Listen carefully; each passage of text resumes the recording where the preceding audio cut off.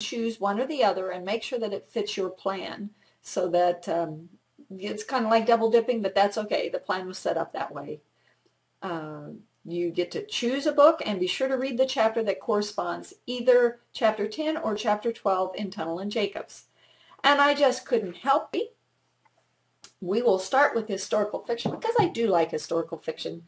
One, if you haven't read the Laurie Halsey Anderson Fever, 1793, that's a really terrific one.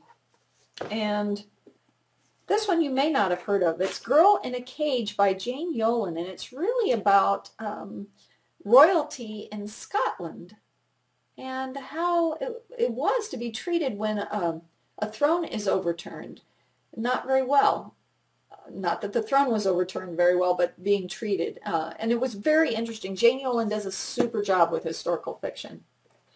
And then one you may have heard of, if you haven't read it, it's a really excellent read, and kids love this book, Bud Not Buddy by Christopher Paul Curtis. Now, for fantasy, we've the Wizard of Oz books. If you did not know, there are 14 Wizard of Oz books by the others are quite good too, and this might be an opportunity for you to read one of them. My favorite in the series is Ozma of Oz. It's the third one.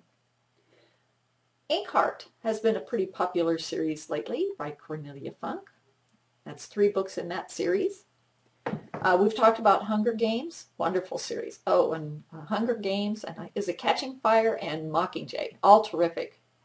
And then one that you may not have heard of, but one of my favorites, and it's an oldie but a goodie, is Half Magic by Edward Eger. They've redone the covers, so they look all spiffy now. There's a series of them. Let's see. Half Magic, Knight's Castle, Magic by the Lake, The Time Garden, Magic or Not, The Well-Wishers, and 7-Day Magic.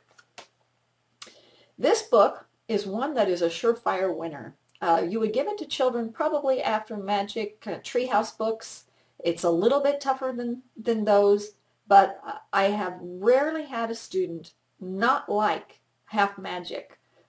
It's got some fantasy elements, but it's still a lot of reality, so it's easy for kids to follow. About 4th grade is when I began introducing this book to students who were interested. When you post this week, there's 2 threads, the fantasy readers thread and the historical fiction readers thread. Post a reply, click on whichever thread you want to participate more than any other for the whole rest of the semester. So enjoy it, and I'm signing off.